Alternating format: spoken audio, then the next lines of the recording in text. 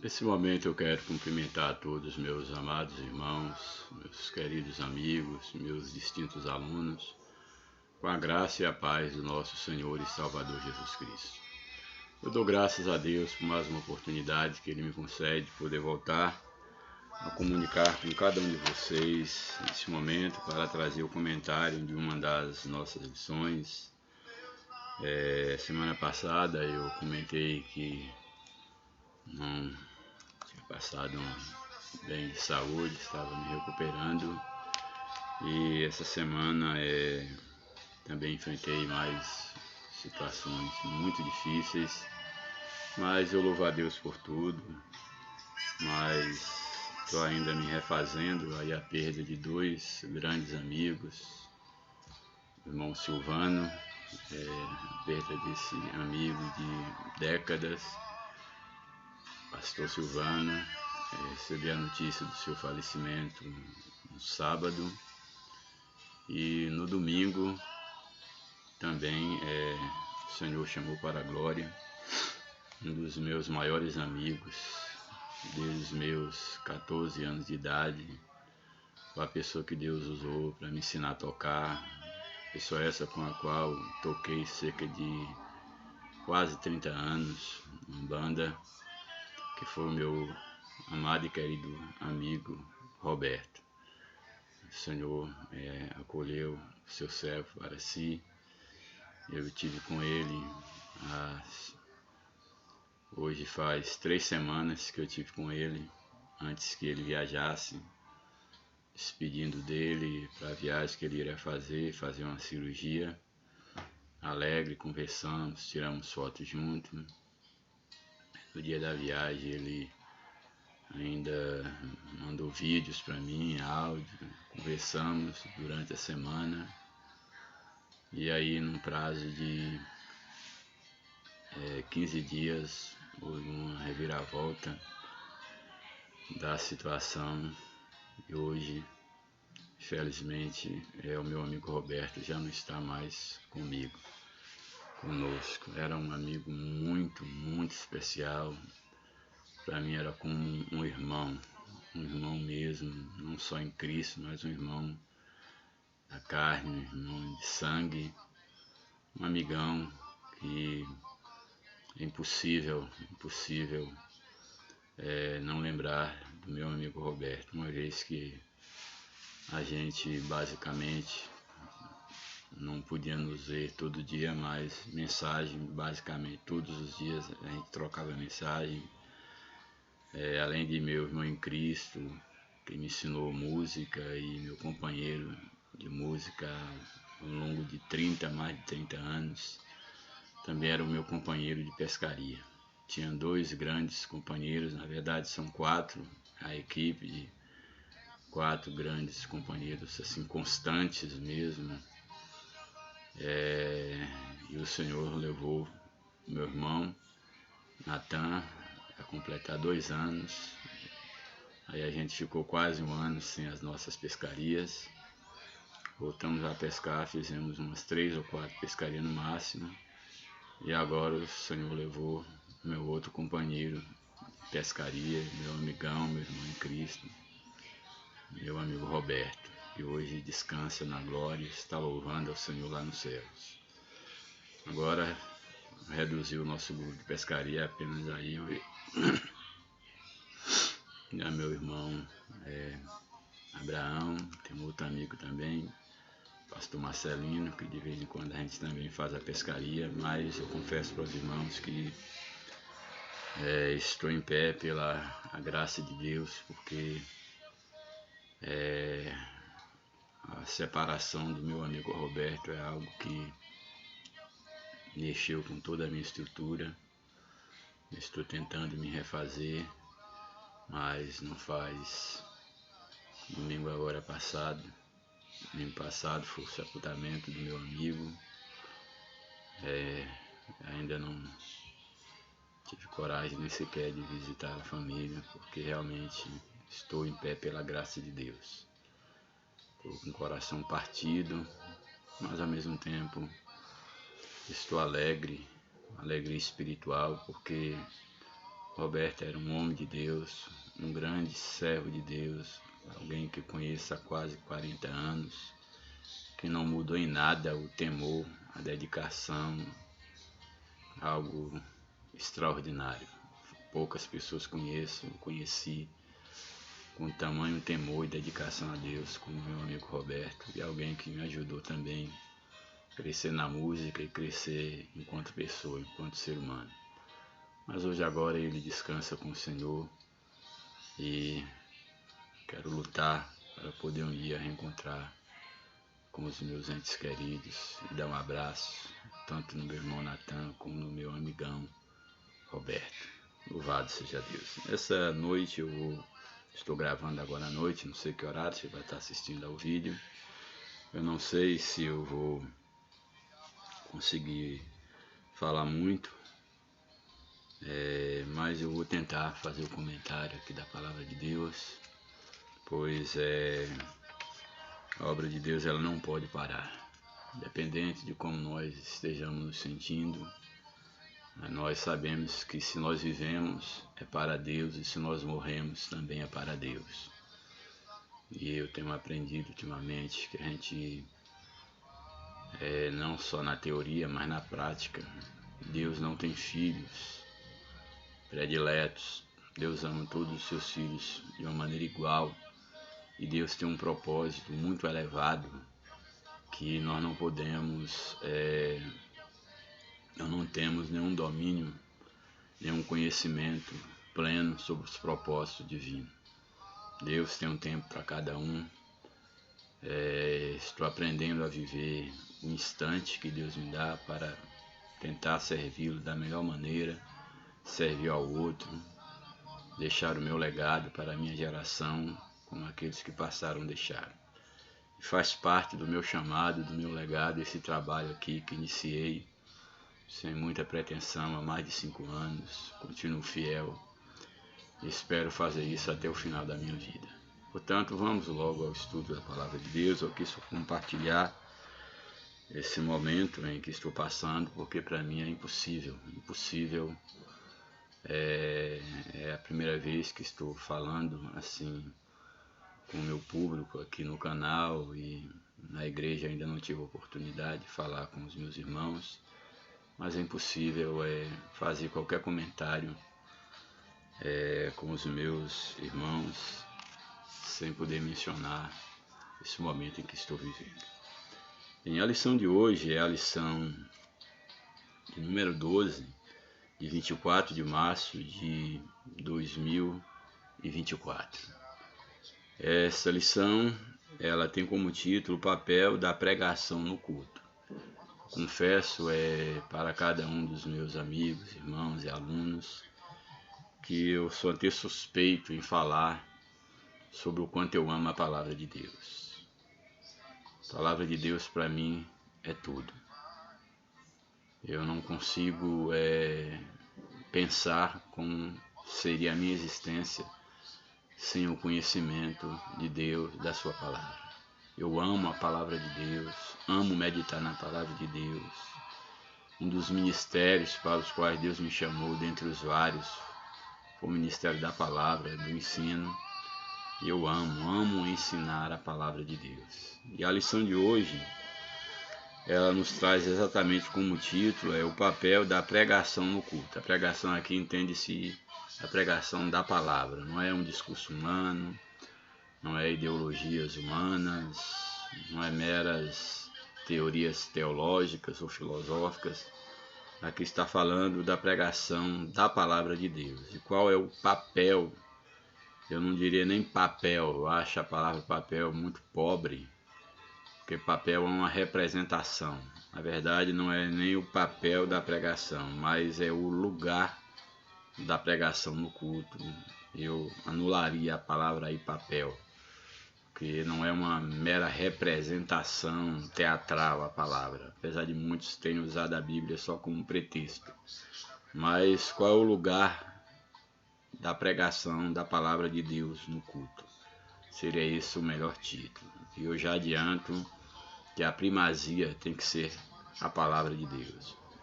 Sim, a palavra cantada desde que se cante a palavra, hinos que tenham fundamento na palavra de Deus, e não hinos que sejam utilizados para doutrinar a igreja no lugar da palavra. E o ensinamento da palavra em si, ela deve ocupar a maior parte do culto, sem sombra de dúvida. Bem, então esse é o título da lição. Papel ou lugar, palavras minhas, o lugar da pregação no culto. O texto áureo da nossa lição, só vou lê-lo porque ele aparece na leitura bíblica em classe, ele diz o seguinte: que pregues a palavra, instes a tempo e fora de tempo, redarguas, repreendas, exortes, com toda a longanimidade e doutrina. 2 Timóteo 4, verso 2. A verdade prática da nossa lição nos diz o seguinte: pregar a palavra de Deus é a sublime missão da igreja. É por intermédio do ministério da palavra que vidas são salvas, transformadas e edificadas. Essa verdade prática, a verdade que deve ser posta em prática, eu achei bastante relevante, uma vez que ela afirma que a pregação da palavra de Deus é a sublime missão da igreja. Achei bem feliz a colocação aqui do comentarista da lição, porque ele não diz que a pregação da palavra é uma missão dentre as várias missões que a igreja exerce. Aqui ele coloca um artigo definido que a palavra é a sublime missão da igreja. Então ela não é uma missão sublime. Ela é a sublime missão da igreja. Ou seja, tudo que a igreja fizer, seja no discurso, seja na sua prática, toda a atividade da igreja, ela deve ter como fundamento a palavra de Deus. Devemos pregar a palavra, viver a palavra, respirar a palavra de Deus. Portanto, a palavra de Deus é a sublime missão da igreja. Uma igreja, sem a palavra de Deus, ela não é igreja.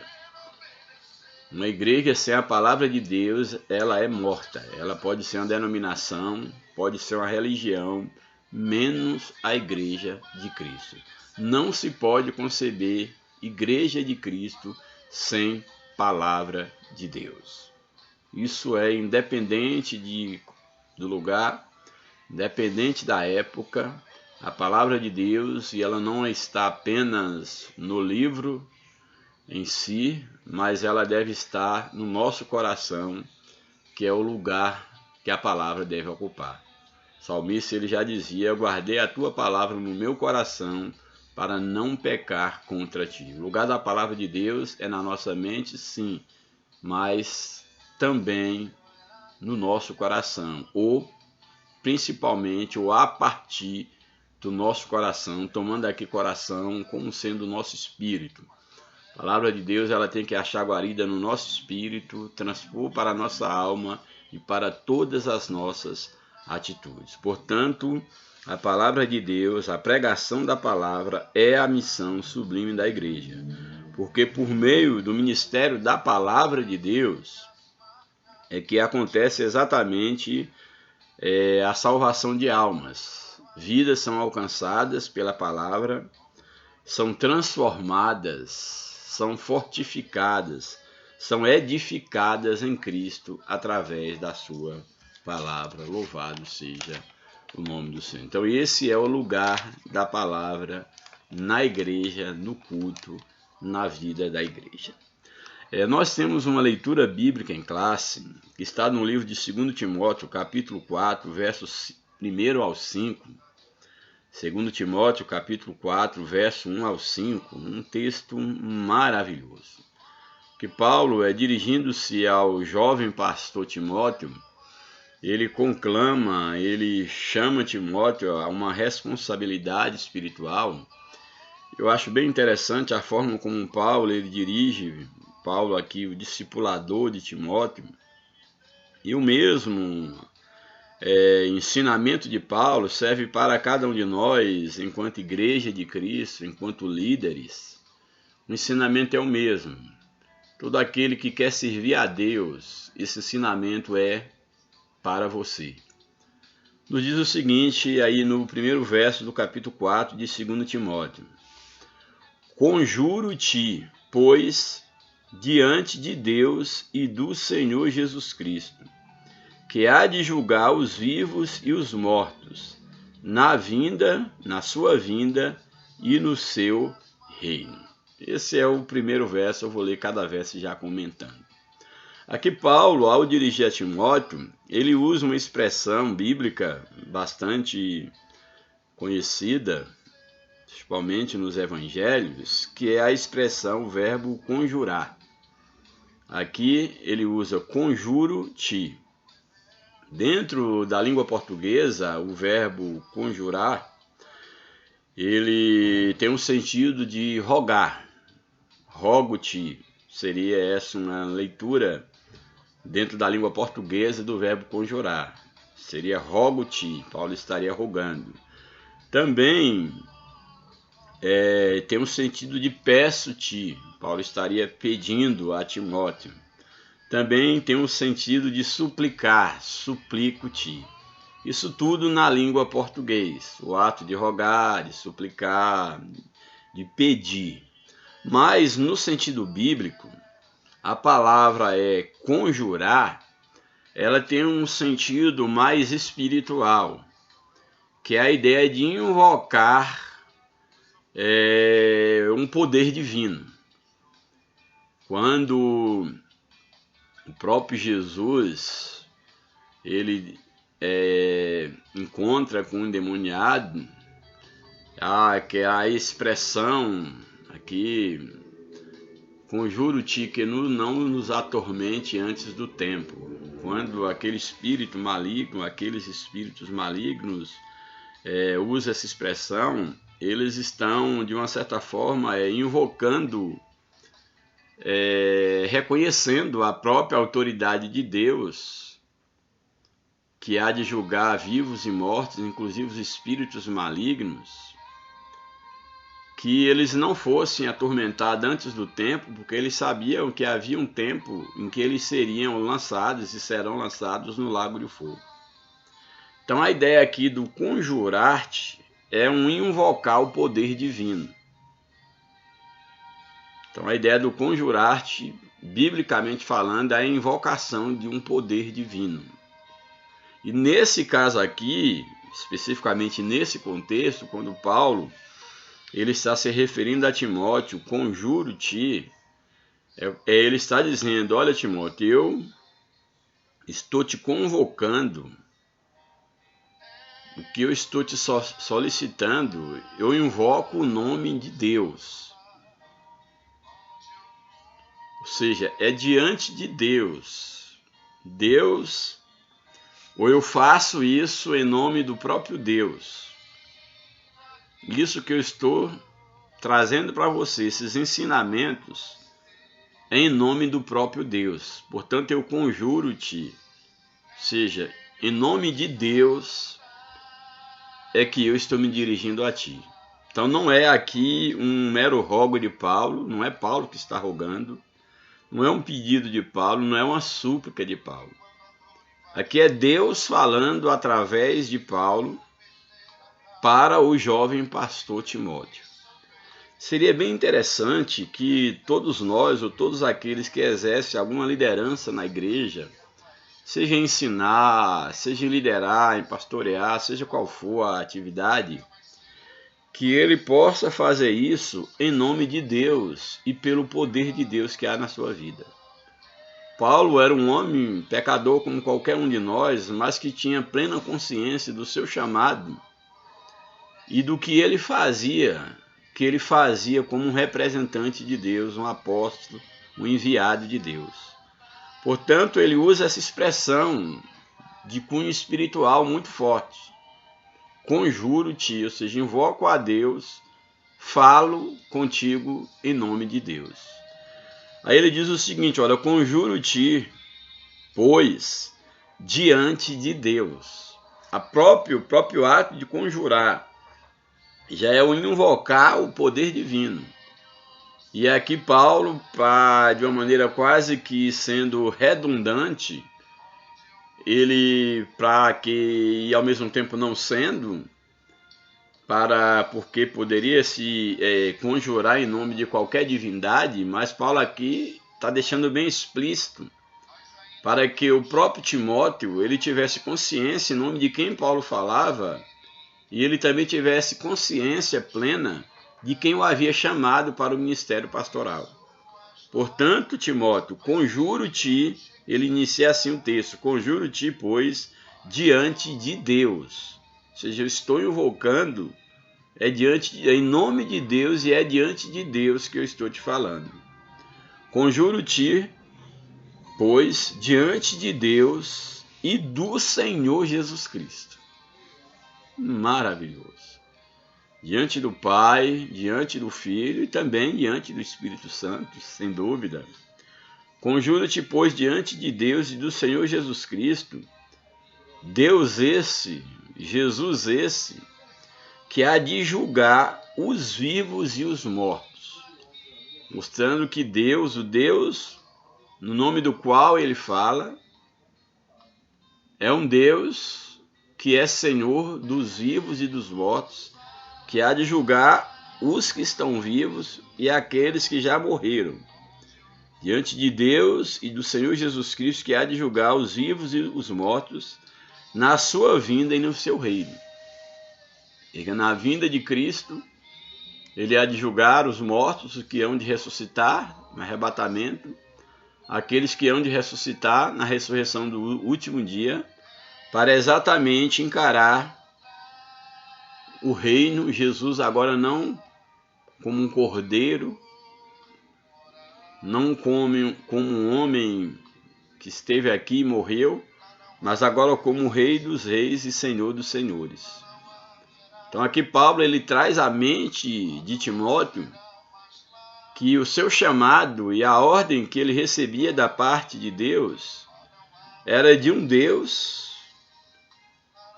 que haveria de julgar vivos e mortos, ou na sua vinda para o arrebatamento, ou na sua vinda para a implantação do reino milenial, e julgando também os mortos que haverão de ressuscitar para diante do juízo do trono branco serem julgados. Então é isso que Paulo está falando para Timóteo, mostrando o peso da responsabilidade que ele tem enquanto obreiro, enquanto um chamado para o ministério. Vou reler para dar continuidade aqui na sequência do texto. Conjuro-te, pois, diante de Deus e do Senhor Jesus Cristo, que há de julgar os vivos e os mortos na sua vinda e no seu reino, que Paulo conjurava Timóteo, convocava em nome de Deus. A convocação divina era para que Timóteo fizesse o quê? Aí ele vai dizer que pregues a palavra. Ou seja, Timóteo, você foi chamado, convocado por Deus para pregar a palavra. Essa é a tua missão. Se todos aqueles que foram chamados por Deus para o ministério da palavra tivesse essa consciência que nós somos chamados por Deus, conjurados por Deus, comissionados por Deus, por Cristo, para que nós preguemos a palavra. Isso quer dizer o quê? Que o nosso discurso, aquilo que sai da nossa boca, tem que manifestar Deus, seja na igreja, seja no trabalho, onde quer que nós estejamos. Nós temos que transparecer a palavra de Deus através da nossa vida. Seja no negócio que eu faço, seja numa palavra que eu dou, seja numa brincadeira que eu faça, que seja edificante. E em especial, como estamos falando do lugar da palavra no culto, que quando utilizarmos o púlpito da igreja ou uma sala de uma escola dominical, seja qual for a natureza da reunião de ensino, que nós tenhamos a responsabilidade única e exclusivamente com a palavra de Deus. Não com tradições da nossa igreja. Cada igreja tem a sua tradição e é algo que eu tenho brigado muito dentro de mim, porque às vezes a tradição ela tem atrapalhado o crescimento da igreja, porque nós acabamos submetendo a própria palavra a uma tradição, a nossa tradição, submetemos a nossa liturgia à nossa tradição, queremos submeter o agir de Deus no culto à nossa tradição, e Deus ele não está preso à tradição humana. Onde há o Espírito de Deus, aí há a liberdade, e a tradição tem matado a vida da igreja. Algumas tradições, temos que ter tradições, sim. Tudo parte de uma tradição. Mas a nossa tradição, se é que temos alguma no sentido de algo intocável, que é imexível nessa linguagem, ela tem que ser uma tradição bíblica e não uma mera tradição denominacional, teológica, criada por uma autoridade religiosa e usar desse discurso de autoridade para poder engessar a vida e o mover do Espírito na igreja. Eu tenho muito problema com essa questão de tradições que são tomadas como se fosse a palavra de Deus, quando não passa de questão de época, que muitas das vezes já deveria ser superada. É claro, não estou falando na remoção dos marcos antigos, daquilo que delimita a nossa identidade, seja enquanto batista, enquanto pentecostais, não estou falando em relação a isso. Eu estou falando daquilo que nós colocamos como empecilho quando Deus às vezes quer conduzir a sua igreja por caminhos diferentes, abrir mais a nossa visão, ter mais liberdade para operar no nosso meio através do Espírito Santo, e nós ficamos presos a tradições meramente humanas. Bem, portanto, ele diz, olha, que pregues a palavra, é para isso que eu conjuro-te diante de Deus, que pregues a palavra. E essa pregação da palavra, ele vai dizer quando e como deve ser. A missão é pregar a palavra. Essa era a missão de Deus para Timóteo, para o pastor Timóteo. Pregar a palavra. Em que circunstâncias e de que forma ele vai definir. Que pregues a palavra, que ao pregar aqui, instes. Instes aqui é a ideia de, ao pregar, você está... A ideia de instes é você solicitar insistentemente. Uma solicitação insistentemente, ou seja, uma pregação insistente. Esse é o sentido. Então aqui Paulo está dizendo que Timóteo deveria pregar a palavra e que ele deveria ser insistente na pregação da palavra. Falar hoje, amanhã, depois de insistir na pregação da palavra. Quantas vezes nós pregamos uma vez, não quer nada, deixa para lá. Ou às vezes nem insistimos, mesmo no culto, não insistimos em mostrar a palavra, em permanecer na palavra, em ter apenas a palavra como um modo de insistir mesmo, uma pregação insistente, esse clamor insistentemente para que as pessoas entendam e se dobrem diante da verdade da palavra de Deus. Então, o ensinamento de Deus para Timóteo aqui é que ao pregar a palavra, ele era aqui, Paulo o insta, ou seja, solicita insistentemente que ele faça isso, que ele pregue a palavra. Então, que pregues a palavra, que insistas. Aqui Paulo diz, olha, eu estou te conjurando, e quando você pregar a palavra, Timóteo, você seja insistente. Que é isso que ele está falando, ó, instes a tempo e fora de tempo, ou seja, pregue a todo momento, a tempo e a fora de tempo. O que ele quer dizer com isso?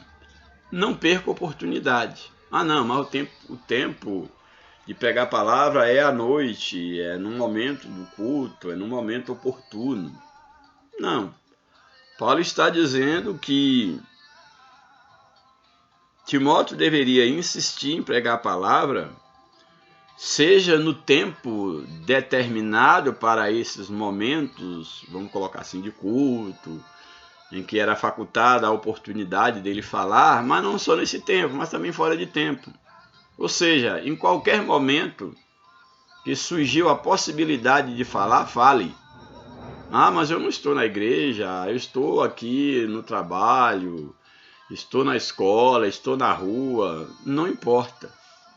Se Deus está te dando a oportunidade de pregar a palavra, pregue, em tempo ou em fora de tempo. Porque, na verdade, todo tempo é tempo de pregar e de ouvir a palavra de Deus. Isso nós temos que colocar em prática, que é o ensinamento que Paulo está dando, mostrando qual é o lugar da palavra. E aqui o culto também é bom observar, que geralmente a gente entende o culto como aquele momento na igreja, na reunião, mas o culto não se resume apenas a isto. Mesmo porque na própria igreja primitiva, o culto ele não tinha um templo, funcionava nas casas, onde reunisse pessoas, ali era o culto.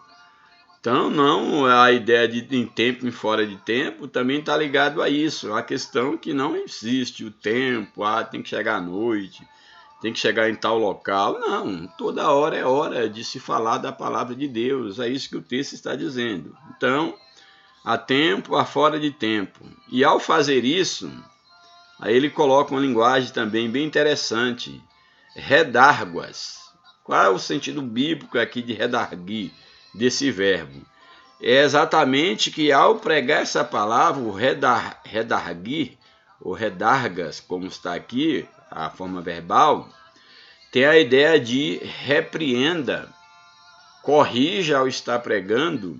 Agora, uma repreensão e uma correção de modo bondoso. Ou seja, que ao redarguir, ao estar pregando, e nessa pregação, redarguir, corrigir alguém, ao repreender alguém, que essa repreensão, que essa correção, ela seja recheada de amor, de bondade e de carinho. Bem interessante. Obedecer uma repreensão, obedecer uma correção feita por amor, com bondade, com carinho, é bem mais fácil. É possível quando de fato se faz isso por amor. Então, aqui Paulo está ensinando que o instar na pregação e usando da atitude de redarguir é que a palavra de Deus ela não deve ser usada para matar ninguém, para espancar. A própria repreensão, a própria correção, ela deve demonstrar um gesto de bondade e de amor por aquele que está sendo redarguido, que está sendo corrigido, ou, no caso, repreendido. Então, redargues, repreenda, que é a ideia da repreensão, que é bem interessante, porque quando ele usa aqui a ideia de repreender, a repreensão aqui é nada mais, nada menos do que, nesse sentido aqui do texto, você falar com amor. A repreensão aqui ela está quase, vamos colocar aqui, no nível da exortação, que nós iremos um pouco aqui mais à frente, mas essa é a ideia aqui do repreenda. No sentido de repreender aqui, é mais no sentido de mostrar de uma forma positiva, vamos dizer assim, a ideia aqui do repreender, você mostrar de uma forma positiva o cuidado, a atitude de carinho, de evitar que alguém sofra um prejuízo. Essa é a ideia aqui do repreender, não é para matar alguém. O repreender é no sentido de alertar, alerte. Use a palavra como uma forma de repreender, uma forma de tentar corrigir um erro, uma distorção de conduta. Essa é a ideia do repreender. Ou seja, reprove a conduta errada, mas não jogar a pessoa fora juntamente com a conduta. O que está sendo repreendido é a conduta da pessoa, mas a pessoa, ao ser repreendida, que ela sinta que o que está sendo condenada não é a pessoa em si, mas a sua atitude pecaminosa. Essa é a ideia de uma repreensão. É você repreender alguém de maneira que ela perceba que o que você está reprovando não é a pessoa, mas é a atitude da pessoa. O que você está combatendo é o erro. Esse é um sentido que a gente pode fazer aqui para o entendimento da ideia de repreensão aqui por meio da palavra, ou seja, reprove. Reprove a atitude errada, mas não as pessoas. Reprove a atitude para que a pessoa ela possa agir de forma correta. Então, repreendas, exorta. O que é exortar? Muitos pensam que exortar é ferir, é matar, a pessoa está precisando de ajuda, é acabar de matar a pessoa. Esse não é o sentido bíblico de exortação. Aqui o texto, quando fala exortes, repreendas, exortes. Exortar aqui tem a ideia de encorajar, de ajudar, de consolar. Não é por acaso que repreender aqui Paulo coloca junto com exortação, porque de uma certa forma são sinônimos. Você está exortando alguém, você também está, de uma certa forma, repreendendo.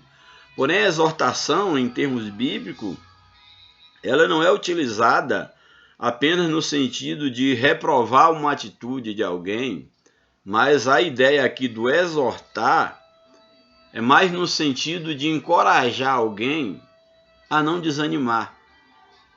Às vezes a pessoa ela está desanimando, está largando as armas espirituais, desistindo da caminhada, e Deus levanta alguém para lhe trazer uma palavra de encorajamento, de ajuda, de conforto.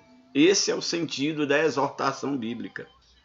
Então Paulo está dizendo a Timóteo que ele também não só deveria redarguir, repreender, mas ele deveria também exortar, encorajar, ajudar, consolar as pessoas por meio, tudo isso por meio da palavra. Por meio da palavra. Então exorte e faça isso, ou seja, pregar, instar, a tempo ou fora de tempo, redarguir, repreender, exortar. Faça isso com toda, não é um pouco, não, é toda longanimidade e doutrina. Toda. Longanimidade aqui tem o sentido de uma paciência extrema, de alguém que demora de irar-se. Tem alguém que tem muita paciência, tem um ânimo longo no sentido de esperar com paciência, de não se irar facilmente. Então Paulo está dizendo que todas essas atitudes que Timóteo devem tomar, ele deve tomar com um ânimo longo, ou seja, de maneira longânima, com toda longanimidade, ou seja, com uma paciência extrema. Por quê? Porque cada pessoa tem o seu tempo, cada indivíduo tem o seu momento de maturação. E na igreja, isso quem tem experiência dentro da igreja sabe que cada irmão, cada um tem o seu tempo. Tem pessoas que você fala uma, duas vezes, ela já entendeu. Tem pessoas que você tem que carregar no colo, tem que ser muito paciente, tem que ajudá-la a chegar no céu. Pessoas que elas precisam de ajuda, de uma muleta, para poder andar até se firmar, até conseguir andar com suas próprias pernas. E tem outros que têm que ser ajudados a vida toda. Então aqui Paulo está dizendo, olha, você faça tudo isso, porém com toda longanimidade, ou seja, com muita paciência, faça isso com longanimidade e doutrina. Ou seja, que tudo que você fizer, pregar, redarguir, instar, exortar, repreender, que seja a longo prazo e que a finalidade seja o doutrinamento, ou a doutrina. Aqui doutrina na Bíblia tem um sentido de ensino. Então o que é doutrinar no sentido restritamente bíblico? Doutrinar no sentido bíblico é exatamente ensinar. Então o objetivo último é que a igreja fosse ensinada em quê? Na palavra de Deus, por meio da pregação da palavra de Deus. Aí depois de falar sobre toda essa realidade da necessidade de que a igreja ela fosse fundamentada na palavra, no ensino da palavra, Paulo vai dizer o porquê da necessidade de uma igreja instruída na palavra de Deus. E aí está no verso 3, que é uma profecia, podemos dizer aqui, de Paulo a Timóteo, e que nós estamos em pleno cumprimento dessa profecia. Porque ele diz o seguinte, olha Timóteo, faça tudo isso, porque virá tempo em que não sofrerão a sã doutrina. A ideia aqui de sofrer é a ideia de suportar. Sofrimento tem a ver com suportar algo. Então o que Paulo está dizendo, olha, você ensine a igreja, porque vai chegar um tempo em que as pessoas não suportarão mais o ensinamento genuinamente bíblico. Eles não suportarão, eles não sofrerão, eles não conseguirão mais serem ensinadas. Ou seja, aqui Paulo está mostrando que quando não se conduz a igreja, logo quando as pessoas chegam para o evangelho, se elas não são confrontadas, se elas não são instruídas na palavra de Deus, corre o risco de quando se tentar ensinar essas pessoas, elas não suportem mais a sã doutrina. Vivemos hoje num contexto onde tem se modificado ou trazido um evangelho da facilidade, um evangelho sem cruz, sem essas características do redarguir, do insistir, da repreensão, da exortação, da doutrina, um evangelho sem nada disso. E esse evangelho tem preparado um público, é claro, tem as exceções, ainda temos igrejas verdadeiras, pastores sérios que de fato estão preocupados em ensinar a palavra de Deus, mas em muitos lugares, e não são poucos, se for contar na maioria deles, as pessoas elas já se reúnem, mas elas não ouvem mais a palavra, porque em primeiro lugar os próprios líderes, eles já não se encaixam mais dentro da palavra, eles mesmos já são reprovados pela palavra de Deus, e as pessoas também não querem mais ouvir a palavra de Deus. Eles estão ali para ouvir uma palavra de autoajuda, para terem o ego massageado, para que o líder fale aquilo que eles querem ouvir, palavras de triunfo, de vitória, de prosperidade, de bênção na vida sentimental, financeira, na vida acadêmica, na carreira, etc, etc.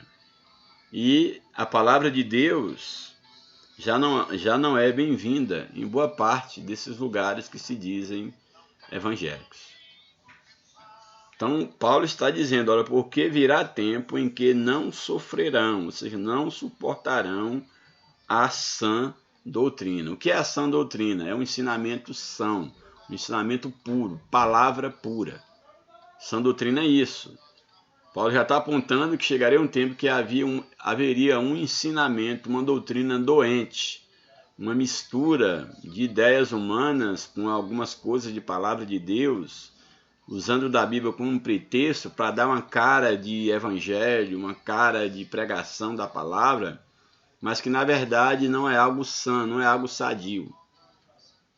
Então, por isso que havia a necessidade de Timóteo instruir a igreja no evangelho, porque chegaria tempo, e hoje nós estamos vivendo de uma maneira, eu creio que Paulo já falava também para aquele tempo, quando da sua partida, Timóteo cuidasse que haveria de surgir falsos profetas, falsos mestres, já para aquele tempo, e na época de hoje isso já é de uma maneira muito escancarada, muito popularizada. Em muitos lugares já não há mais lugar para a sã doutrina. E aqui eu não estou falando de costume. Costume é algo passageiro, é algo localizado. Eu estou falando da palavra de Deus, que a Bíblia diz que ela não muda. Passa os céus e a terra, mas a palavra de Deus ela não passa, ela não muda, ela é eterna. Então, nesse aspecto aqui, Paulo está alertando que viria tempo em que os homens não suportariam mais a pura doutrina da palavra de Deus. E esse é o tempo em que estamos vivendo, e em muitos lugares isso já está acontecendo a todo vapor. Não suportarão mais essa doutrina, mas as pessoas farão o quê? Mas tendo comichão nos ouvidos. Qual a ideia aqui, esse termo bíblico de comichão? Comichão é uma espécie de uma coceira, um desconforto no ouvido, como se tivesse picadas no ouvido. Imagine algo que, às vezes, você vê um animal, ele toda hora tentando ali, mexendo a cabeça, ou você com alguma coisa, uma coceira no ouvido, algo te incomodando, o quanto isso é ruim.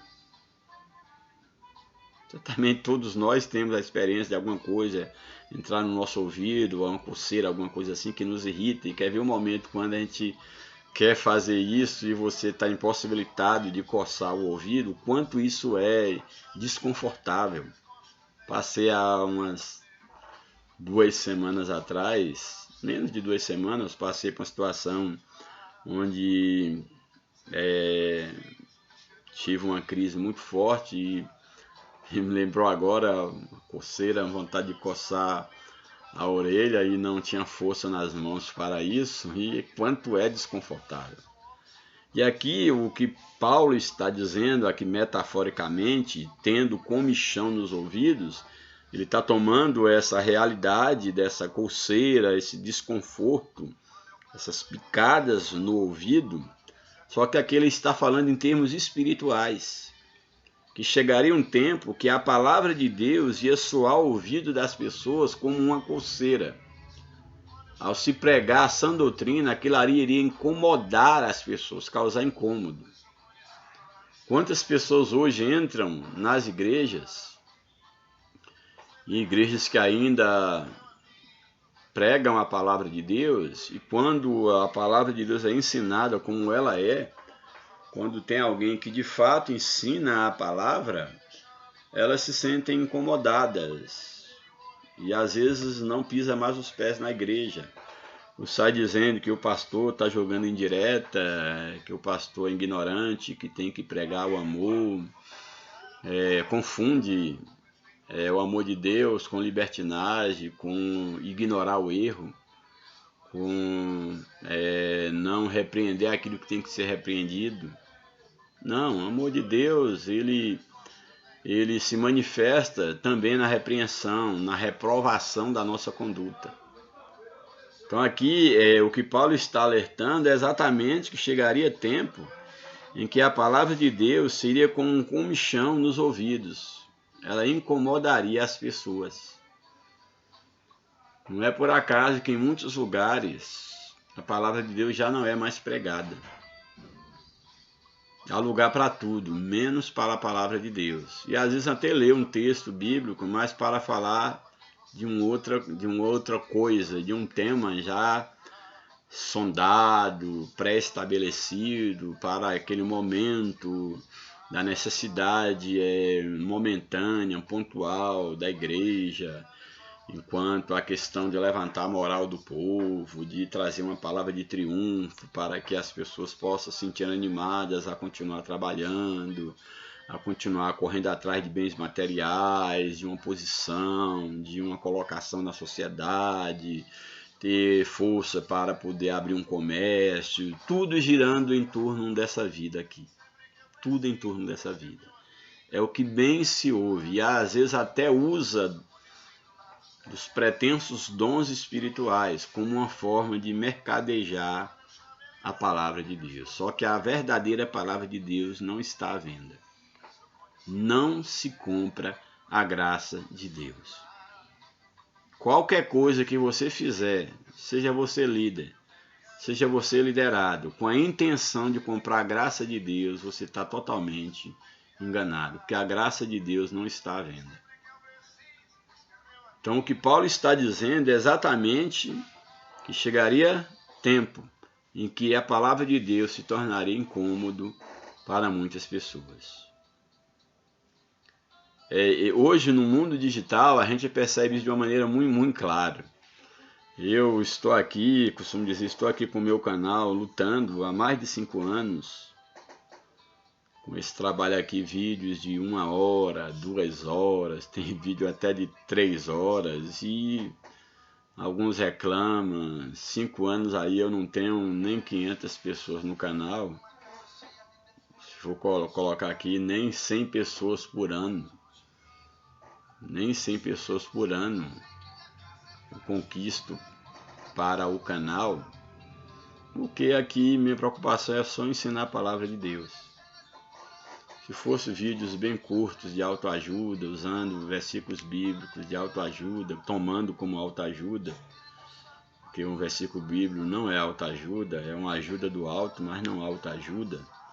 Mas talvez se eu mercadejasse a palavra e com vídeos curtos de preferência, de 10, 15, 20 minutos no máximo, eu teria milhares de inscritos no canal. Mas não, eu continuo insistindo. Eu sei muito bem para que Deus me chamou.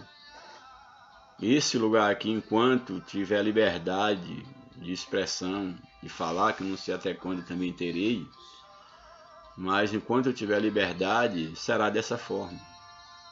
Eu não estou importando aqui, tá olhando para o relógio, me policiando, não, deu 10 minutos, eu tenho que parar, não, eu falo. Não fico aqui editando o vídeo, estudo a lição, estudo os textos bíblicos, mas não tenho a mínima noção de como vai ser, o tempo que vou gastar, não tenho a mínima noção. Já aconteceu aqui uma vez de estourar o limite aqui de gravação, e eu ainda iria falar mais coisa, mas estourou, aí tive que parar, é claro, porque o vídeo acabou, mas eu não estou preocupado com isso. Quem gostar muito, come muito. Quem gostar pouco, come pouco. Quem não gostar, não se alimenta de nada. É liberdade, aqueles que estão inscritos. Quando acharem que não vale mais a pena, que não é mais útil, pode desinscrever do canal. Aqueles que acham que tem um valor espiritual no meu trabalho, seja um multiplicador desse trabalho. Mas eu não vou entrar na onda de trazer um evangelho, aqui uma proposta encomendada, porque o que eu falo, a forma como eu falo, e a liberdade intelectual e a autonomia intelectual que eu tenho para falar, dada por Deus, se vai incomodar alguém, eu pouco estou me importando com isso. Vídeo é grande, muito direto, é só Bíblia. Alguns já se pediram para eu gravar videozinho pequenininho, vídeo de ensino secular, uma vez que sou professor, mas Deus não me chamou. Professor é a minha profissão lá fora. Na obra de Deus, isso aqui é um chamado, que não é uma profissão. Se fosse uma profissão, eu iria morrer de fome, porque com menos de 500 inscritos, Talvez eu não seja nem notado pelo YouTube que existe esse canal. Mas é isso mesmo. É a realidade. Então aqui diz o quê? Que chegará tempo, os homens terão comichão nos ouvidos, não sofrerão mais a sã doutrina, mas tendo comichão nos ouvidos, olha o que diz a sequência do texto: amontoarão para si doutores. Olha, amontoarão para si doutores. Agora é interessante porque a ideia aqui de Paulo, há um sarcasmo aqui, bem irônico, que eles não ouvirão a doutrina verdadeira, o verdadeiro ensinamento, porque isso causa irritação, incômodo aos ouvidos, mas eles irão amontoar para si doutores. A ideia de um monte de doutores é uma ironia que Paulo está usando, porque na verdade o próprio dom de mestre, ou doutores ou mestres na Bíblia, é um dom de Deus, é um chamado divino. Ser mestre à luz da Bíblia não é ser um professor, porque fez um curso de teologia ou um curso secular e agora eu posso ensinar a Bíblia, eu posso ensinar tudo, não é bem assim. Conheço muitos professores seculares que são excelentes para dar aula, mas não tem um chamado de Deus para serem mestres, ainda que eles teimam em dizer que são mestres. São professores, há um distanciamento muito grande entre um professor e um mestre. Então aqui Paulo ele está ironizando, esses não suportarão a sã doutrina falada por alguém chamado por Deus para isso, mas eles vão amontoar os montões, vão amontoar doutores. E a ideia de amontoar doutores é algo assim tão irônico, porque o que Paulo está dizendo dentro do seu contexto e dentro do contexto de hoje é que a ideia é que um doutor é algo específico.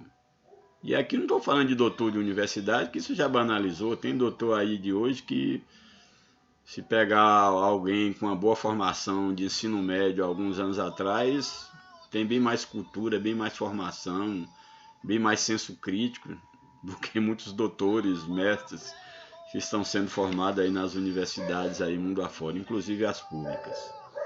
Mas a ideia aqui de Paulo, ao falar de doutores, ele está falando de um contexto onde doutor era uma raridade, doutor era uma autoridade. Aí diz que esses que terão comichão nos ouvidos, eles não ouvirão mais a sã doutrina, mas vão encomendar um monte de doutores da Shopee, doutores do Paraguai, para poderem ouvir o que eles querem ouvir. É isso que Paulo está dizendo. Amontoarão para si doutores. É algo assim, ironicamente, o que Paulo está falando é que essas pessoas estão num grau de delírio, de loucura, de distanciamento de Deus tão grande, que eles acham que é possível terem doutores aos montões para eles ensinarem a palavra de Deus. Quando, na verdade, esses doutores, de fato, eles não sabem de nada. São doutores sem conhecimento de Deus. É nisso que completa a ironia de Paulo. Vão amontoar doutores.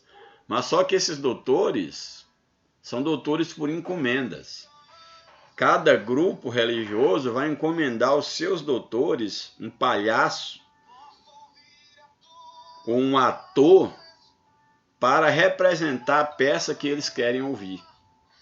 Então eles vão encomendar mestres, doutores, pastores, líderes, que falem exatamente o que eles querem ouvir.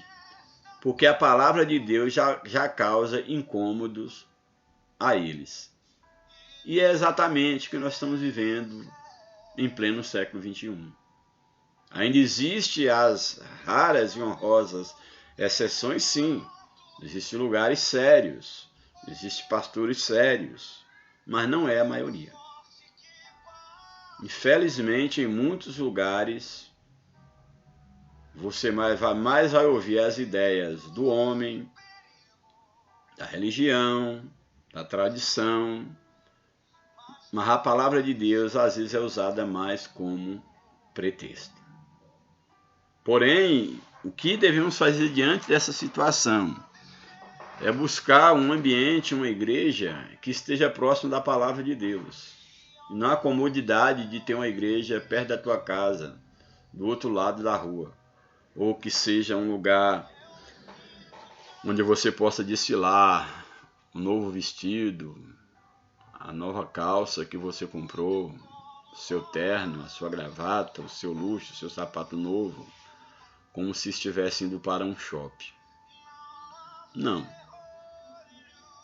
A ideia aqui que Paulo coloca é que chegaria um tempo em que muitos estariam incomodados com os verdadeiros mestres, os verdadeiros doutores, os verdadeiros homens chamados por Deus para o ministério da palavra. Muitos não quererão mais ouvir estes, mas irão encomendar doutores, mestres, que aí o texto diz, olha, amontoarão para si doutores conforme as suas próprias concupiscências. Qual a ideia de concupiscência na Bíblia? É exatamente a cobiça, o apego a bens materiais. Isso é a ideia de concupiscência na Bíblia. Então, uma pessoa com concupiscência é uma pessoa levada exatamente ao apego aos bens materiais, a cobiça aos bens materiais. E o que Paulo está dizendo é exatamente que chegaria um tempo em que aqueles que falariam para muitos que se dizem cristãos, eles iriam pagar alguém, bancar alguém, aí que infelizmente existem bons pastores, mas que às vezes depende do salário de alguém, e tem igrejas que querem mandar no pastor, mandar no que ele tem que ensinar, o pastor tem que dizer o que eles querem ouvir. É algo que eu sempre pedi a Deus para nunca chegar a um ponto de eu não ter independência intelectual e espiritual e ter que estar falando para o povo aquilo que o povo quer ouvir.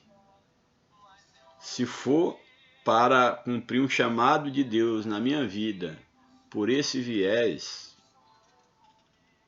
eu não quero. Graças a Deus eu já tenho cumprido com o meu chamado já há muito tempo e ainda não parei. Não tenho nenhuma dúvida do chamado de Deus na minha vida. Meu chamado ministerial, não tenho nenhuma dúvida.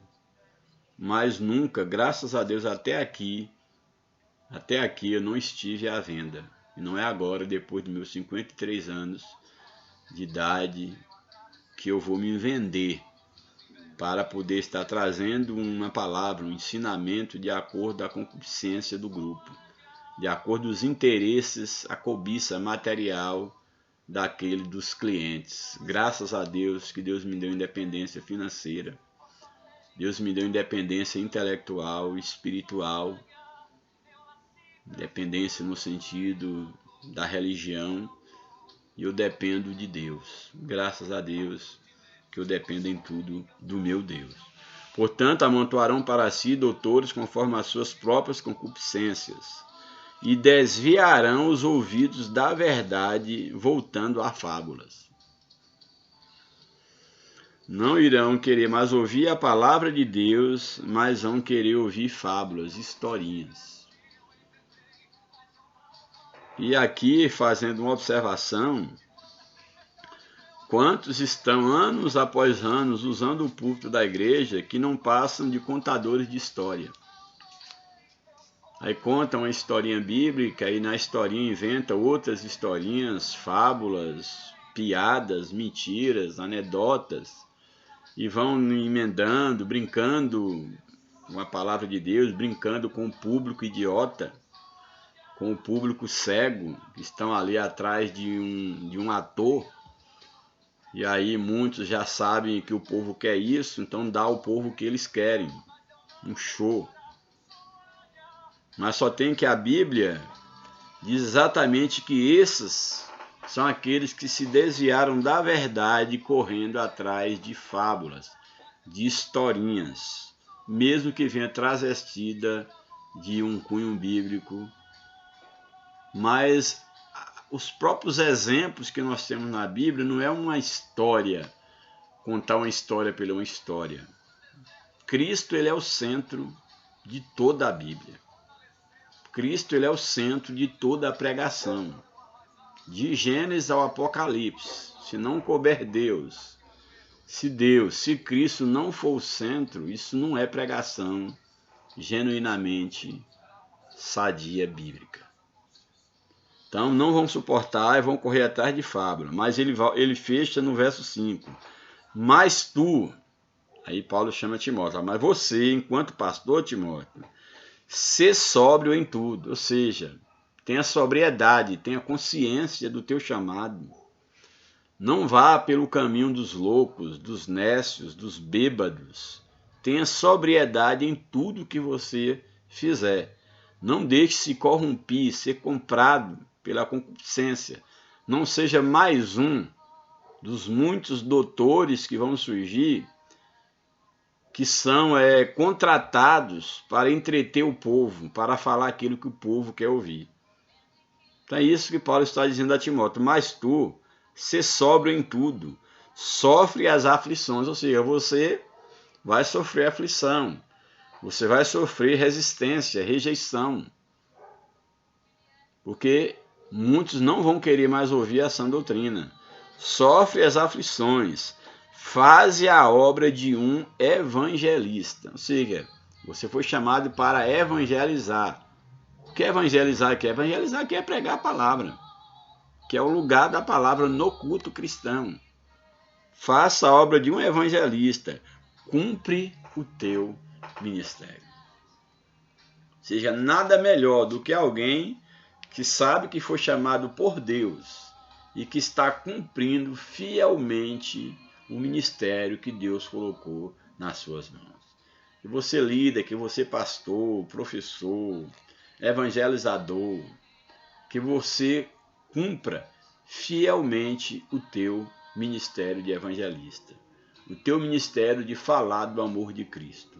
E todo cristão foi transformado por Deus, foi chamado para poder testemunhar de Deus e da sua palavra. Louvado seja o nome do Senhor. Bem, então esse foi o texto básico aí, o texto da leitura bíblica em classe. Agora eu vou ler o comentário da lição e pontuar algumas coisas que forem importantes. Introdução da lição. Nessa lição veremos a importância da pregação bíblica, denominada também como ministério da palavra. Nesse aspecto, para refletir a glória de Deus, a pregação precisa manter o propósito para o qual foi estabelecida. Qual o propósito da pregação?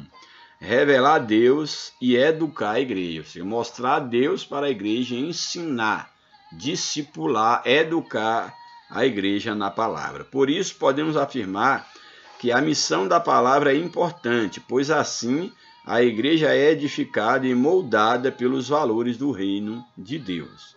Uma igreja em que a palavra de Deus não tem a primazia, tanto na ação evangelística quanto na ação discipuladora, é uma igreja fraca. Eu diria, não é uma igreja de Cristo. Portanto, a natureza da pregação precisa ser uma pregação bíblica. A pregação tem que pregar a Bíblia, não é pregar da aula de história, de geografia, contar historinha. Não, a pregação tem que ser bíblica. E não apenas a Bíblia como um pretexto. Que diz que a pregação tem que ser bíblica e cristocêntrica. Ou seja, Cristo ele está presente em toda a Bíblia, desde o Gênesis até o Apocalipse. Então a pregação tem que ser cristocêntrica, tem que ser bíblica e, para ser bíblica, ela tem que ser cristocêntrica. Que toda a Bíblia gira em torno do convite de Deus à humanidade, convite para a salvação, para a graça, que é consumada em Cristo Jesus. Portanto, uma pregação bíblica e cristocêntrica. Em outras palavras, deve possuir sólidos fundamentos. Primeiro tópico da lição: Ministério da Palavra e seu propósito. O Ministério da Palavra e qual o propósito do ministério. Primeiro subtópico: pregação como proclamação. Então, a pregação da palavra como uma proclamação das boas novas de Deus. O propósito mais sublime do ministério da palavra está no fato de ela revelar Deus às pessoas. Então, a palavra proclama quem? Proclama Deus. A palavra de Deus é para proclamar Deus aos homens. Essa é a ideia da proclamação.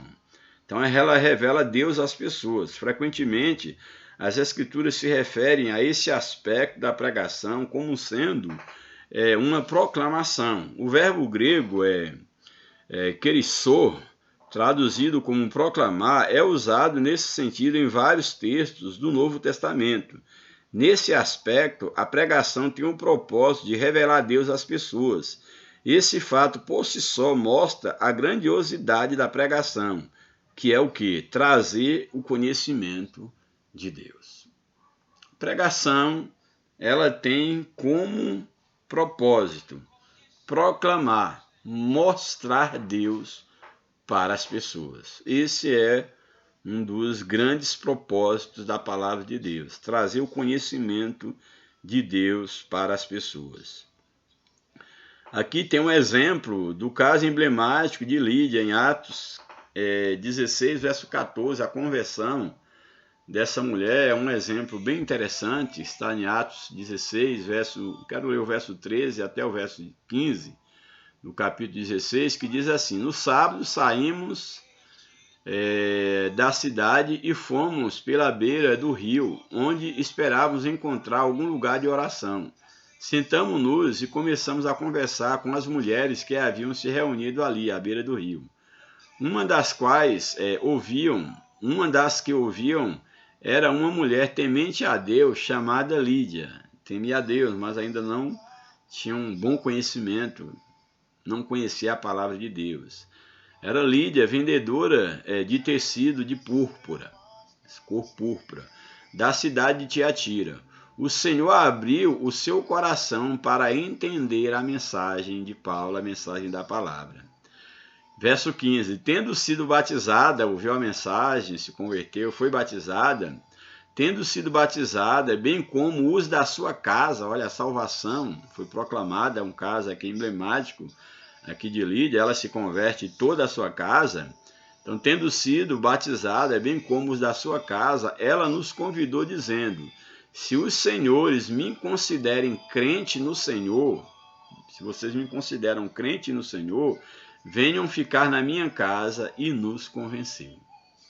Essa mulher se converte, toda a sua casa se converte, é batizada e ela oferece a sua casa como uma base, um apoio para que esses missionários aqui que estavam pregando a palavra de Deus, louvado seja o nome de Jesus. Isso aqui é bem interessante, essa experiência aqui de Paulo e aqui seus companheiros de ministério. Louvado seja o nome do Senhor. Só vou ler o tópico aqui. Enquanto Lídia ouvia a pregação feita por Paulo, o Senhor abriu-lhe o coração. A pregação foi um instrumento que Deus usou para se revelar àquela mulher e o resultado disso foi a sua conversão. Deus é glorificado na revelação de sua palavra, como foi o caso aqui de Lídia e sua família. Esse fato é destacado por Paulo na sua carta aos Romanos, de sorte que a fé, isso aqui é bem interessante, a questão da proclamação da fé por meio da palavra, de sorte que a fé vem pelo ouvir, e o ouvir pela palavra de Deus. Esse texto, ele é um dos textos que eu acho mais emblemáticos e mal explicado, na verdade. Eu cresci ouvindo uma explicação muito superficial do texto, não vou dizer errada, mas muito superficial, porque sempre ouvi dizer a fé vem pelo ouvir e o ouvir a palavra de Deus. A fé vem pelo ouvir e o ouvir a palavra de Deus, mas o texto não está dizendo isso. Você está dizendo que a fé, de sorte que a fé, ela vem pelo ouvir. A fé, ela vem quando você ouvir. Ouvir aqui não é escutar, ou não é apenas ouvir o som, porque tem pessoas que escutam, mas não ouvem. Quando a Bíblia fala quem tem ouvidos ouça, Esse ouvir segundo a Bíblia é você atender aquilo que a voz de quem está te falando. É você voltar a atenção, é você dar ouvido no sentido de fazer conforme aquilo que você está ouvindo. Essa é a ideia de ouvir a palavra de Deus. Isso quer dizer o quê? Que nem todos que frequentam a igreja ouvem a palavra de Deus. Eles podem escutar. Têm ouvidos, estão escutando, mas ouvir a palavra é algo totalmente diferente. Então, aqui o texto está dizendo que a fé ela é gerada no coração das pessoas quando elas atendem a palavra. Então, a fé vem pelo ouvir, ou seja, vem pelo atender. Atender quem? A palavra de Deus. Então, a fé vem pelo ouvir e o ato de ouvir vem pela palavra de Deus. Isso aqui é interessante. Por quê? Porque o que Paulo está dizendo é que a fé que leva à salvação, ela é despertada pelo ouvir a palavra.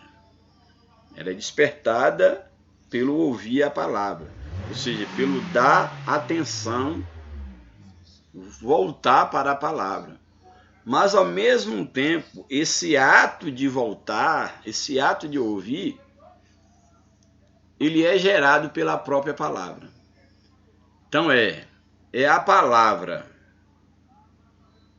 que nos leva à fé, porque a fé ela vem por meio do ouvir, mas quem abre os nossos ouvidos é a própria palavra. Ou seja, a palavra abre os nossos ouvidos, e se os nossos ouvidos não forem abertos pela palavra, nós só iremos escutar a palavra. Pode parecer meio confuso, mas quando diz aqui a fé vem pelo ouvir, não é a fé vem pelo ouvir e o ouvir a palavra de Deus, não é bem assim.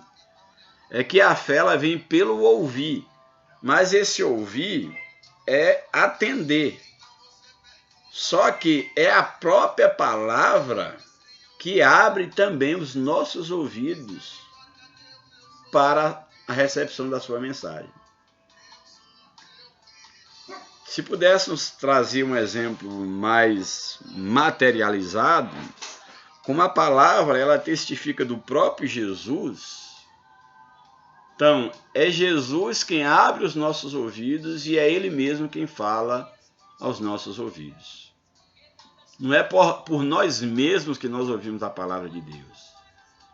O Espírito Santo, que manifesta na palavra, ele abre os nossos ouvidos, e uma vez que ele abre os nossos ouvidos, ele também fala a mensagem aos nossos ouvidos.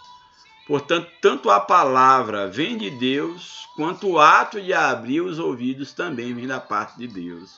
É essa a leitura que eu julgo desse texto. Ou seja, Deus, coloquei a anotação aqui, Deus abre os ouvidos espirituais, ou seja, é Deus quem abre os ouvidos espirituais para a fé que vem por meio da sua palavra. Ou seja, Deus abre os nossos ouvidos espirituais para nós recebermos a fé que vem por meio da sua própria palavra, que entra nos nossos ouvidos, que foram abertos pela uma ação do próprio Deus, do Espírito Santo, da palavra de Deus, que em primeira instância é o próprio Jesus. Jesus abre o nosso ouvido para ouvir a sua própria voz. Então a fé vem pelo ouvir, e o ouvir vem pela palavra de Deus, pelo ato, uma ação divina. Portanto, ela é o canal, a palavra, pelo qual se revela ao coração endurecido. É a própria palavra que abre os nossos ouvidos para poder ela mesma encher os nossos corações. Terceiro subtópico, pregação como instrução. Vimos a pregação como uma proclamação, vimos aqui o exemplo emblemático de Lídia, que foi alcançada pela palavra, e vemos a palavra também como uma forma não só de proclamar Jesus, mas de instruir em Cristo. A pregação como instrução. As pessoas que foram alcançadas pela proclamação da palavra precisam crescer e amadurecer no Evangelho, ou seja, necessitam ser discipuladas, instruídas. é significativo o fato de que o ministério de Jesus tenha o ensino como um dos fundamentos. O ministério de Jesus, a maior porcentagem do ministério de Jesus era ensinando. Ele pregava, mas ensinava as multidões. E percorria Jesus toda a Galiléia ensinando nas suas sinagogas. Mateus 4, 23. No Sermão do Monte, Jesus também ensinava seus discípulos. Lá Mateus capítulo 5, verso 2. Assim também o apóstolo Paulo gastou grande parte de seu tempo ensinando os crentes. Atos 18, 11. Paulo chegou mesmo a exigir de alguém que tivesse pretensão ministerial que fosse apto para ensinar. Isso aqui é muito importante. 1 Timóteo 3:2. Paulo diz que o bispo, aquele que deseja o episcopado, aquele que exerce o presbitério, o pastorado na igreja, dentre as demais características morais, espirituais, deve ser uma pessoa apta para ensinar. Não pode ser um neófito na fé. Tem que ser alguém que maneja bem a palavra da verdade. Então, pense bem, você que lidera, você que pastoreia, você que exerce o ministério, você tem que ir buscar o conhecimento de Deus para poder trazer um alimento para o seu rebanho. Não se pode comportar alguém que pastoreia, mas que não tem alimento para dar às suas ovelhas. Então Paulo, ele deixa bem claro que aquele que almeja o ministério tem que ser apto para ensinar. Tudo isso mostra a importância do ministério do ensino e a responsabilidade de quem o exerce. É muita responsabilidade ensinar a palavra de Deus, ou se dizer ensinador da palavra de Deus, porque a palavra não é nossa. E Deus, ele há de cobrar bem mais daqueles que ensinam, bem mais do que daqueles que ouvem. Os que ouvem irão ser cobrados, sim, mas em dobro aquele que ensina, porque ele primeiro tem que ter ouvido a voz de Deus para poder estar ensinando. Muita responsabilidade. Tópico 2. O ministério da palavra e sua importância. Primeiro, subtópico, a edificação da igreja. Aqui nós vimos no primeiro tópico, nós vimos o ministério da palavra, o propósito do ministério, que é a proclamação e a instrução. E agora nós vimos a importância. Qual a importância do ministério da palavra? Para a edificação da igreja, é o primeiro subtópico. A palavra tem a importante função de edificar a igreja. Essa edificação vem por meio de quê? Do confronto que o Espírito traz pelo ministério da palavra. A palavra de Deus, ela tem que confrontar o pecador no seu pecado. Um evangelho sem cruz, um evangelho sem confronto não existe. Não é possível alguém vir do mundo dizer que é uma nova criatura e permanecer da mesma forma e não ser confrontado na sua maneira de viver. Que mudança tem de vida se alguém vem e permanece como está e nada é confrontado e nada precisa mudar? Então não precisa de Jesus. Então é necessário que a palavra tem a importante função de edificar a igreja. Essa edificação vem por meio do confronto que o Espírito Santo traz pelo ministério da palavra, que exorta, que consola. Às vezes isso pode vir em um tom de elogio. Deus pode, alguém pode ser confrontado, exortado por meio de um elogio. Pode sim. Mas também às vezes isso pode vir em um tom, no caso, em uma forte repreensão. O termo grego paraclesis, traduzido como exortar, significa consolar. Também tem a ideia de chamar para ajudar, encorajar. É a ideia da exortação. Ele ocorre com muita frequência no Novo Testamento, sendo a maioria das vezes no contexto da igreja, que é a ideia de edificar a igreja, a exortação. Assim vemos Paulo solicitando a Timóteo que persistisse em ler, em ensinar a palavra, em exortar, e Lucas destacando que a igreja andava na consolação do Espírito, ou seja, no consolo, na exortação do Espírito Santo, que nos consola. Em ambos os textos se pressupõe o ministério da palavra como instrumento de exortação e edificação. Uma outra importância da palavra, a formação de valores. Nós temos que entender que nós temos valores, princípios e valores a serem formados como nossa identidade enquanto cristão. E esses valores, esses princípios, eles são formados pela palavra de Deus. A pregação é importante instrumento para a formação de uma consciência cristã.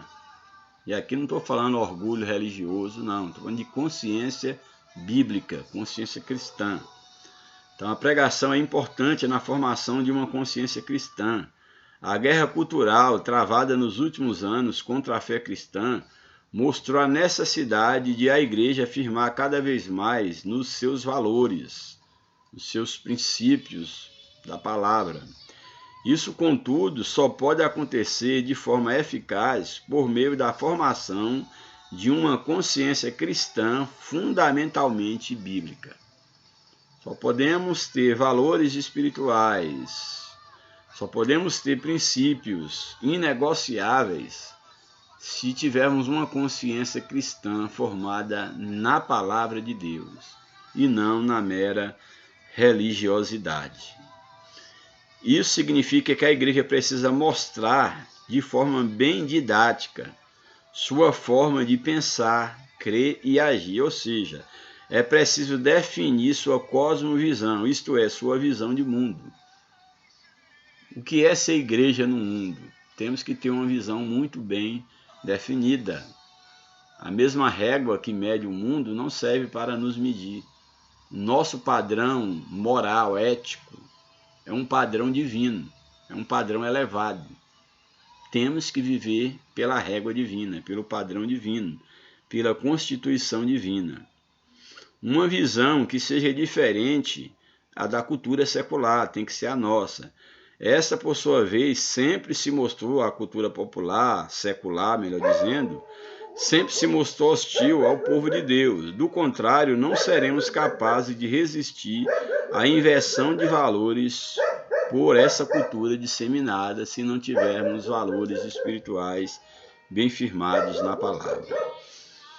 Uma outra função importante, uma outra importância do ministério da palavra é resistindo diante de uma cultura sem Deus. Como é que eu vou resistir se eu não tenho uma contracultura, uma cultura dos céus para resistir a uma cultura sem Deus?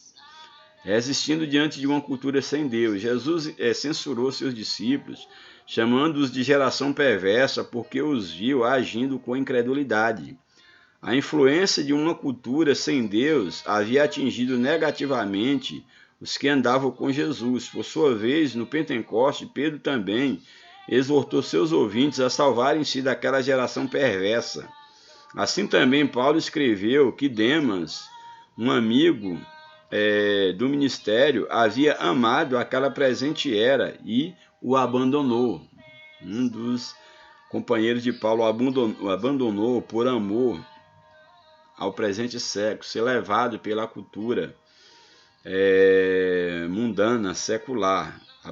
Acabou abandonando o apóstolo. Esse mesmo apóstolo exortou os crentes de Roma a não se conformarem com aquela presente era, não vos conformeis com este mundo. Nas duas últimas referências, a palavra grega aion, traduzida como era ou século, é uma referência clara a uma cultura sem Deus. Não vos conformeis com esta era, com essa cultura sem Deus, já era o ensinamento do apóstolo Paulo. E o último tópico, o ministério da palavra e a sua fundamentação. Bem, a fundamentação da palavra, do ministério da palavra, é Cristo, que toda a palavra ela diz respeito a Cristo. Então, o ministério da palavra e sua fundamentação. Primeiro subtópico. O ministério da palavra deve ser cristocêntrico, ou seja, Cristo no centro, não o homem, não um evangelho antropocêntrico, mas cristocêntrico, Cristo no centro. A Bíblia diz que, descendo Filipe à cidade de Samaria, lhes pregava a Cristo.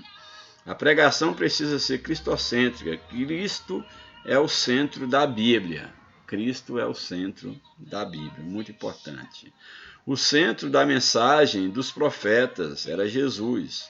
Indagando que tempo ou que ocasião de tempo o Espírito de Cristo que estava neles indicava anteriormente, testificando os sofrimentos que a Cristo haviam de vir e a glória que lhes havia de seguir. Os profetas falando já bem antes, profetizando sobre Cristo, que é o centro da palavra. Assim, o alvo da pregação é revelar Cristo.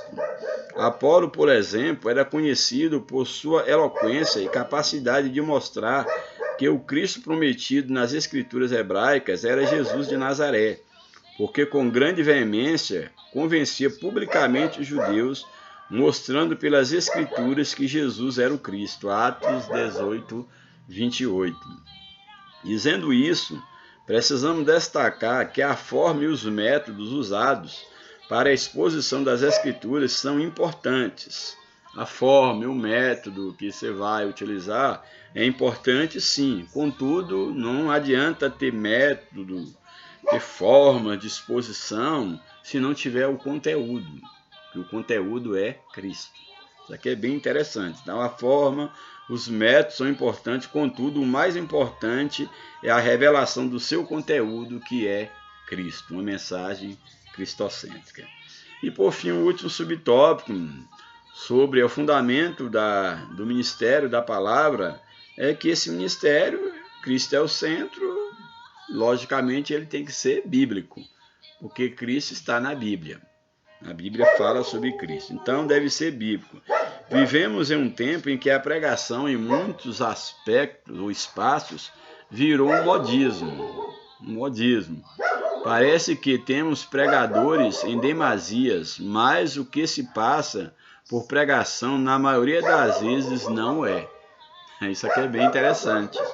Hoje eu fico olhando assim, com estranheza e até com um olhar de misericórdia para muitos que compram uma Bíblia de estudo, um paletó, uma gravata e se intitula conferencista, evangelista, e aí abre na internet agendas abertas. Não é uma agenda só, é muitas agendas. Parece que tem um monte de agenda em casa, que são tantos convites que precisa de um monte de agendas. A coisa mais ridícula que eu já vi. Agendas abertas. Agendas abertas. A gente não sabe nem de onde veio, nem a procedência, mas caem aí de paraquedas, coloca na cabeça que são homens e mulheres de Deus, que a agenda já está aberta, e geralmente essa ideia de agendas abertas já dá no mínimo a ideia de querer propagar o seu nome, ou se não algum interesse financeiro por trás, mas tem aí o desequilíbrio de fazer uma besteira dessa, agendas abertas. Então o produto está aí, vocês podem contratar o serviço. Algo ridículo, coisa do homem do século XXI. Então, aí aqui o comentarista faz uma crítica que eu acho bastante pertinente, e diz o seguinte: vivemos em um tempo em que a pregação em muitos espaços virou um modismo. Parece que temos pregadores, entre aspas, em demasia, mas o que se passa por pregação, na maioria das vezes, não é uma pregação. Na verdade, são mensagens de autoajuda, não pregação da palavra de Deus, mas mensagem de autoajuda com um verniz de pregação.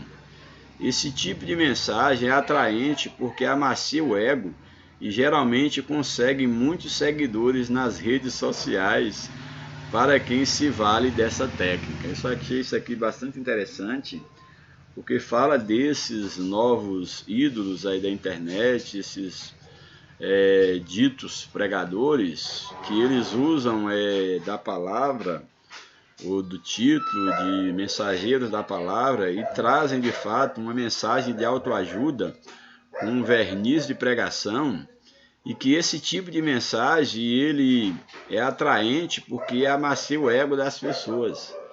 Geralmente vão conseguir muitos seguidores nas redes sociais para, no caso, envolvidos, atraídos por essa técnica aí, os coaching da vida estão aí, e aí faz-se toda uma propaganda, todo um marketing por trás, e aí para receber tantos likes, ainda existe aí uns loucos que ainda escandalizam mais o evangelho, que quando tiver tantos likes entregam uma profecia e todo dia Deus está mostrando uma coisa. E são pessoas malandras, brincando com Deus, como se Deus dependesse de quantidade de likes para estar trazendo uma mensagem profética. Isso é coisa ridícula. Ainda existem pessoas tão idiotas, tão ingênuas, que ainda caem nessa espécie de malandragem. Então, aquilo que eu falei, entendeu? Aí as redes sociais, pessoas que estão ganhando dinheiro, aí canais monetizados, porque fazem vídeos aí falando em coisa por coisa, em nome de Deus, e aí tem milhares de inscritos nos canais. Eu vejo canais aí com 5, 10 mil, 20 mil inscritos, e eu fico imaginando, meu Deus do céu, que loucura, o que justifica isso? O que justifica isso? Pessoas que dizem coisa por coisas, heresias, coisas que mais estão destruindo a verdadeira imagem da Igreja de Cristo. E há milhares, tem casa inteira de milhões de pessoas seguindo essas pessoas que nem sequer se conhecem, não tem nenhum compromisso com Deus e com o que está falando, mas eles estão ganhando dinheiro com isso, canais monetizados. Eu nem sei quantos inscritos precisa para isso, não tenho nem interesse em saber. Então, na verdade, as pessoas são atraídas por isso. Contudo, não são pregações de verdade, porque não há nelas uma exposição de um conteúdo bíblico. Aí é onde entram os contadores de história. Alguém acha porque ele sabe contar a história de Zaqueu, de frente para trás, de trás para frente, contar a história de Noé, de Davi, de Daniel na cova dos leões, sai contando as histórias bíblicas, ele acha que está pregando a palavra de Deus. Acha que está fazendo uma exposição da palavra de Deus. Felizmente, boa parte dos pregadores que nós vimos, não só de internet, mas até nos púlpitos, não passa de contadores de história. Que conta em uma história bíblica, algo que você pode fazer ali em 10, 5 minutos, passa 1 hora, 2 horas enrolando o povo, mas não expõe os princípios que existem por trás de cada texto bíblico, cada cura de alguém, cada história bíblica, cada parábola. Tudo ali é um princípio bíblico. A Bíblia não é um livro fortuito. Há princípios em todos os textos bíblicos. E a pregação bíblica tem que expor a palavra. Você vai expor o contexto, a história, o fato histórico que aconteceu e fazer uma aplicação de qual o princípio daquele texto para a igreja na atualidade. Mas toda a Bíblia ela tem um princípio. Não há nada na Bíblia que não tenha um princípio a ser ensinado. Então a gente tem que ter cuidado em observar isso. Que na verdade não há exposição da palavra de Deus, não há exposição do conteúdo bíblico. São contadores de histórias e aí inventam histórias que inclusive não tem na Bíblia, ou acrescenta, ou tira, faz o que quiser, né, com a palavra, mas onde dá conta diante de Deus.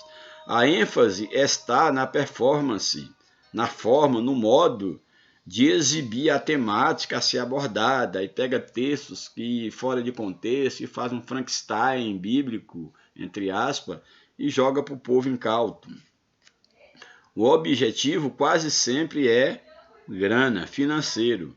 A doutrina do pecado, o apelo a uma vida separada do mundo, dedicada a Deus, isso é esquecido. Falar contra o pecado, falar de santidade, de vida consagrada a Deus, de jeito nenhum, porque isso não atrai like, isso não atrai seguidores.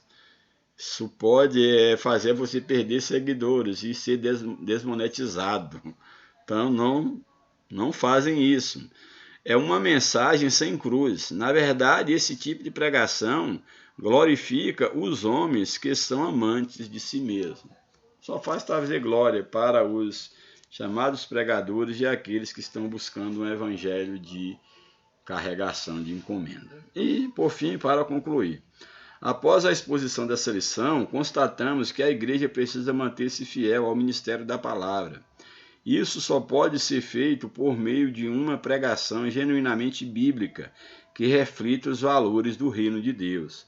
Para isso não há atalhos. Numa cultura cada vez mais hostil à fé cristã, a igreja necessita proclamar as verdades do reino por meio da poderosa pregação da palavra de Deus. Então, é nossa responsabilidade trazer a palavra para o centro da nossa pregação, que o ministério da palavra seja o ministério mais importante da igreja.